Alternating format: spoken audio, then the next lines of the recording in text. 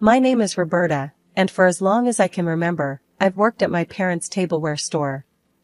We sell everything from fancy dinner plates to the kind of mugs you use for your morning coffee. It's a family business through and through. The day everything started to change was just like any other, except for when Mrs. Wilson from the bakery next door stormed into our store. She had this way of busting in like she owned the place. "John," she bellowed, not even a foot into the shop. "I need to speak with you, now." Her voice could slice through concrete. I was rearranging some ceramic teapots we'd just got in, but I paused to watch the scene unfold. Dad wiped his hands on his apron and shot me a look that said, "Here we go again." "Sure thing, Beverly. What's stirring?" Dad always tried to stay cheerful around her, but you could tell he was bracing himself. Mrs. Wilson glanced around, her eyes finally landing on me. "This is family business, Roberta. Mind giving us a minute?" Her tone rubbed me the wrong way, but I shrugged it off and wandered over to the other side of the store, pretending to fix an already perfect display of dinner sets. I wasn't trying to eavesdrop, but their voices carried over the shelves. "I'll cut to the chase, John. My bakery and your store have been neighbors for years. It's time we think bigger. What do you say to merging our businesses?" Her voice was all business, serious. Dad coughed, a little taken aback. "Merge, huh? That's a hefty suggestion, Beverly. What's got this idea in your head now?"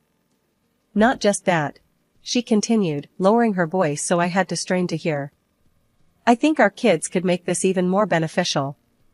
If Roberta and Lucas were to tie the knot, it'd solidify the deal." I almost dropped a teapot. Mary Lucas? The Lucas I knew was her son, sure, but he was 10 years older than me, and we'd barely exchanged 2 words, despite being neighbors. I peeked around the aisle and saw Dad scratching his head, clearly in deep thought. "Lucas is a good lad, and Roberta's a bright girl," Dad finally said. "But marriage? They hardly know each other, Beverly. They'll get along. Trust me. Plus, it makes good business sense, doesn't it?" There was a sharpness in her voice, like she was used to getting her way. Dad nodded slowly. "I'll talk it over with the missus. And Roberta, of course." When Mrs. Wilson left, Dad called me over. "Roberta, you heard all that, didn't you?" I nodded, not sure what to make of it. "She wants to merge the store and the bakery, and she wants me to marry Lucas?" "Yeah," Dad sighed, rubbing his temples. "What do you think? I know it's a lot to take in." Marrying for business sounded like something out of an old movie, not something I'd ever imagined for myself. I don't know, Dad. Lucas seems nice, but marry him? Just like that? You should meet him, properly this time. See if you two click. No pressure to decide right now. We'll take this step by step. Lucas and I spent the next few months getting to know each other. I found that he wasn't just well-mannered, he had a genuine side to him that cared about the business as much as his mother did, but in a less overbearing way. Our conversations often drifted from business to personal, which made the whole situation seem less like a contract and more like a potential relationship. The wedding planning, though, that was a whole other beast. Mrs. Wilson, my soon-to-be mother-in-law, took over everything. From the cake from her bakery to the decorations that looked like they belonged in one of her display windows.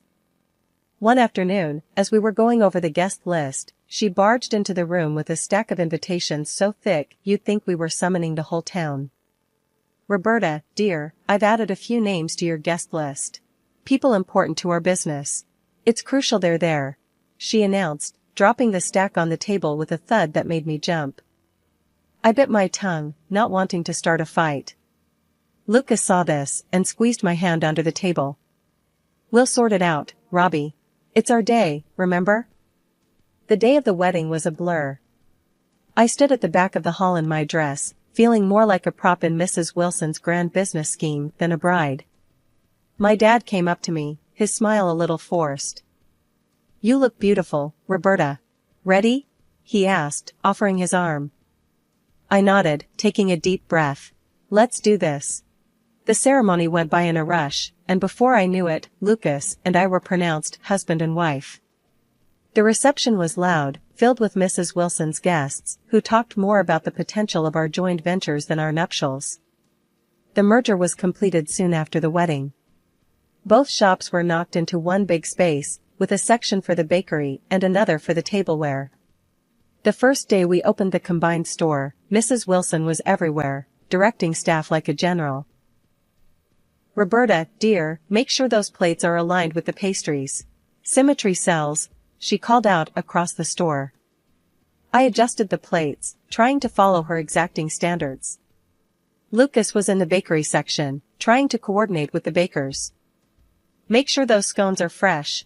Roberta, how's it going over there?" he shouted over the noise. "Trying to keep up with your mom's symmetry mantra," I shouted back, a hint of frustration in my voice. But as weeks turned into months, the workload only got heavier. Between running the front of the store, helping in the bakery, and all the paperwork, I found myself unable to keep up with my college classes. "Roberta, you're running a business now, you won't need that degree. This is your life," Mrs. Wilson declared one evening, her tone dismissive as if the matter was already decided. Her words, sharp and final, hit me harder than I expected. Living with them was supposed to save us money and make managing the business easier, she argued. It just meant longer hours for me, since we were just a short walk from the store. The lack of personal space and constant oversight from Mrs. Wilson suffocated me, making each day harder than the last. What started as a partnership increasingly felt like a takeover. Meanwhile, I noticed something else that troubled me more than I expected. My dad was around less and less. One particularly busy Tuesday morning, as I was setting up the store before opening, I couldn't help but feel the emptiness of his absence. It used to be that he'd be here by now, sharing a joke or two to kick off the day. Instead, it was just me and the clinking of ceramics. That evening, after a long day of dealing with customers and Mrs. Wilson's incessant directions, I visited my parents. The air in their living room felt heavier than usual, like there were words hanging in it that no one dared to speak. "Dad, why aren't you at the store much anymore?" I asked as soon as I sat down. The direct approach felt necessary. My dad looked up, a frown creasing his forehead. "Well, Roberta, it's complicated. Beverly has, well, she's taken over more than we expected." My mom chimed in from across the room, her voice sharp with worry. "She's pushed your father out, Roberta. That contract we signed, it wasn't just a merger. It's like we handed her the keys to the kingdom." My stomach twisted into knots. "What do you mean? Dad, you've always handled the orders and the suppliers." He sighed, his hands clasped tightly together. "Not anymore. Beverly rewrote the job roles. Legally, I'm just a consultant now, barely that. I don't have a say in the business I built." Anger flared up inside me, hot and fierce. "Why didn't you say anything?" "We thought we could handle it, sort it out without worrying you," my mom said, her eyes sad. "But it's clear we can't. She's taking everything we've worked for, Roberta." The next day, I confronted Mrs. Wilson. It was early, just as the morning light began spilling into the store. She was arranging some pastries, her back to me as I walked in. "Mrs. Wilson, we need to talk about my dad," I said, my voice firm, louder than I intended. She turned around, her expression one of mock surprise. "Oh? What about him, dear?" "You know what I'm talking about. You're pushing him out of his own business. Why are you doing this?" I demanded. Mrs. Wilson straightened up, wiping her hands on her apron as she faced me. "Roberta, your father is getting older. He can't handle the stress of the business. It's better for everyone this way. I'm making things more efficient." "That's not your call to make," I shot back. "He built this place. You can't just sideline him because you think it's better." She scoffed, shaking her head. "Business is tough, Roberta. It's not about sentimental value, it's about keeping the ship afloat. I'm doing what's necessary. When the pandemic hit, it felt like someone had pulled the floor out from under us. Sales at the store plummeted. Every day, the empty aisle stared back at me, a grim reminder that things were bad and might get worse. It was during one of those quiet, worrying shifts that I decided we couldn't just sit around waiting for normal to return. Lucas, we have to pivot to online. We can set up delivery, maybe start taking individual orders, I said, trying to sound more confident than I felt. Lucas looked skeptical, but nodded. It's worth a shot. Let's talk to Mom about it. I knew convincing Mrs. Wilson would be an uphill battle. She had her ways set in stone and viewed online sales as a risky venture. True to form, when we brought it up, she dismissed it outright. We're not some tech startup. We're a brick-and-mortar business. We'll wait this out, she declared, cutting off any further discussion. But I couldn't just stand by and watch everything we'd built crumble to dust. So, I started something on the down low. After hours, I used our store's resources to build an online community. I sold dishes from the store and took to baking cakes after the bakery closed for the day. Orders began to trickle in, then flood. Keeping this from Lucas and Mrs. Wilson was exhausting. I was burning the candle at both ends, managing our secret online sales and my day job at the store. Nights turned into mornings, and I found myself sneaking back home well past midnight on many occasions. One night, as I tiptoed in, trying not to wake anyone, I found Mrs. Wilson waiting in the living room, her arms folded and her face a mix of anger and disappointment. "Where have you been, Roberta? Look at the state of this house," she snapped, her voice low but fierce. "I've been working, Mrs. Wilson.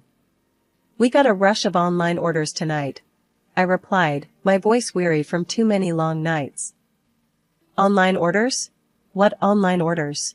Her voice rose, sharp and accusing. Before I could explain, Lucas came down, drawn by the noise. "Mom, what's going on? Ask your wife what's going on. She's running some secret side business and neglecting her duties around here," Mrs. Wilson shot back, glaring at me. Lucas turned to me, confusion and frustration written all over his face. "Roberta, what's she talking about?" I sighed, the fatigue of the last few weeks catching up to me. "I started an online store. It's been keeping us afloat since the pandemic started. I didn't tell you because your mom said no, and I didn't think she'd go for it." Lucas rubbed his temples, looking between his mom and me. "You should have told me, Roberta. And you," he turned to his mom, "should have been more open to her ideas." Mrs. Wilson's face hardened. "This is my house, and while you're under my roof, you'll follow my rules. Both of you." The argument spiraled from there. Lucas, usually my ally, sided with his mom this time. "Roberta, you need to balance your time better. Help out more around here." Defeated and heartbroken that Lucas didn't see how hard I was trying to save our business, I cut back on the online orders. I started spending my mornings cleaning the house instead of preparing shipments or baking. My afternoons were spent running the pastry counter, a reminder of what I had to scale back on to keep peace in the house. It was a dreary, rain-soaked afternoon, and I was straightening up the store hall when the door creaked open. A little girl, about 8 years old, stumbled in. Her clothes were drenched, sticking to her skin, and she was crying, her face streaked with tears. I rushed over to her, setting aside the stack of plates I was arranging. "Hey there, what happened? Are you okay?" I asked, trying to sound as gentle as I could. Before she could answer, Mrs. Wilson spotted us from the end of the aisle. She marched over, her lips pressed into a thin line. "What is this? Roberta, we don't have time for this today. She looks like a beggar. Put her out before others see." My stomach twisted at her words. "She's just a child, Mrs. Wilson. She's clearly lost and needs help." Lucas came over, having overheard his mother. His face was unreadable as he glanced at the girl then back at me. "Roberta, Mom's right. We can't have kids like her running into the store. It's not good for business. Just handle it, okay? I couldn't believe what I was hearing. Lucas, she's scared and alone. We can't just throw her back out into the rain. Ignoring them both, I took the girl to a chair and wrapped her in a clean blanket from the back room. I made her a cup of hot chocolate, hoping to calm her down a bit. Mrs. Wilson was fuming. This is exactly the kind of distraction we don't need. Roberta, you're responsible for any fallout from this. The girl managed to calm down enough to tell me her name was Sophie. She had wandered off from a park nearby and gotten lost. Just as she started to relax, the police arrived. They thanked me for looking after Sophie and told me her parents had been frantically looking for her. Turns out, she wasn't far from home after all. After the police and Sophie left, Mrs. Wilson pulled me aside, her face stern and cold. Because of your little stunt, I'm fining you. You took time away from your work to deal with this situation. You'll wash dishes for the next 2 days to make up for it. Lucas just nodded along with whatever his mom said, not once standing up for me. It stung more than I expected. That night, as I scrubbed pot after pot, my mind raced. I felt more like a servant than a part of the family. Lucas's support had always been my rock, but now he was just another weight dragging me down. Each harsh word from Mrs. Wilson, each nod of agreement from Lucas, was a reminder of how trapped I felt. It was another ordinary morning at the store when this richly dressed man walked in, looking around like he was searching for something special. I greeted him and asked if I could help him find anything. He nodded and explained he was looking for a high-end tea set. I showed him our finest collection, and he seemed impressed, selecting one of our most expensive sets. While I wrapped up his purchase, he browsed our pastry section and picked out an assortment of treats. The whole time, he had this kind demeanor about him, making small talk and asking about the store's history. After ringing up his purchases, he thanked me and then paused, his expression turning a bit more serious. By the way, I'm not sure if you remember, but my daughter was the little girl you helped out last week, the one who got lost in the storm. I was taken aback, not expecting this twist. Of course, I remember. She was such a brave little girl. I'm glad I could help her. He smiled warmly and handed me his business card. Well, I'm really grateful for what you did. If you ever need anything, advice, or help with anything at all, just give me a call, he said. I looked at the card and noticed he was a lawyer, Mr. Hayes. That caught my attention, considering the mess with the store and the merger. Actually, there might be something. Could we maybe talk about a legal matter? It's about the business my father used to own with my mother-in-law. Of course, he replied with an encouraging nod. Why don't you come by my office next week? We can go over everything in detail.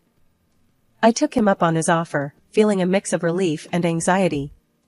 At his office, I handed him the pile of documents my dad had signed years ago, the ones that merged our family store with my mother-in-law's bakery. He went through them carefully, his brow furrowing more with each page. After a long silence, Mr. Hayes looked up. There are several significant issues here. The contract has multiple violations that are quite concerning. I think we have a strong case if you want to challenge this. He offered to help me pro bono, to make things right, he said. I was overwhelmed, but grateful. Thank you, I'd like that. It's just hard, you know? It's my husband's family too. He understood my hesitation. It's not just about business, it's about your life. You deserve to have control over that, and you're not alone in this fight. I left his office feeling a mix of hope and dread. Could I really go against my husband and his mother? But then, what was the alternative? Living under Mrs. Wilson's thumb, watching the store my parents built from scratch, being mismanaged? I walked into our house that evening, my mind still spinning from my meeting with the lawyer.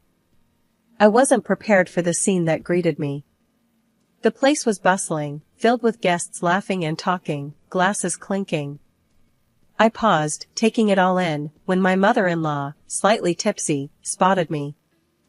There you are. Wandering the streets when you should be here serving your guests, she bellowed across the room. It's your anniversary, Roberta. Have you no sense of duty? I froze, my anniversary completely slipping my mind amidst the chaos of recent events. I'm sorry, I forgot. I stammered, feeling every eye in the room turn towards me. My apology did nothing to soothe her. In a fit of anger, she grabbed a nearby pizza box and hurled it at me, the box grazing my shoulder before tumbling to the ground. Useless. Absolutely useless, she shouted, her face red with fury. Before I could recover, Lucas, also showing signs of having had too much to drink, stumbled over to me. And look at you, not even ready to eat. Wash up, for heaven's sake. He slurred, sloshing wine from his glass onto my hands and clothes in a mocking gesture. The wine stained my shirt, dripping cold and unwelcome against my skin. Something inside me snapped. The humiliation, the disrespect, the sheer injustice of how they were treating me, it all boiled over. I wiped my hands on my stained shirt and faced the room, my voice steady and loud. Enough, I declared, silencing the room. I've been to a lawyer. I am getting a divorce, Lucas. The room fell completely silent. Lucas and his mother looked at me as if they had seen a ghost. Who do you think you are? My mother-in-law hissed, stepping closer. You think you can just... I'm not finished. I cut her off, my voice ringing clear. I'm challenging the merger of the store. There's been fraud, and I've already sent the documents to the authorities and to court. Lucas staggered slightly, his earlier bravado fading. Roberta, you can't mean this. I am also seeking financial compensation for everything I've endured here, I continued, ignoring his disbelief. The shock was palpable. Murmurs started to rise among the guests as my declaration sunk in. I didn't wait for more questions or for the situation to escalate further. I turned on my heel and headed upstairs to pack my things. My mother-in-law followed, her tone shifting to desperation. Roberta, please, let's talk about this. You're overreacting. I stopped, turned, and faced her one last time. Without a word, I handed her the lawyer's business card. From now on, any communication goes through my lawyer, I said firmly. With that, I went to our room, my hands shaking, but my resolve firm. I packed quickly, only essentials, only what I needed to start anew. I finally moved out of my mother-in-law's house and into a small apartment across town. It felt like breathing fresh air for the first time in years.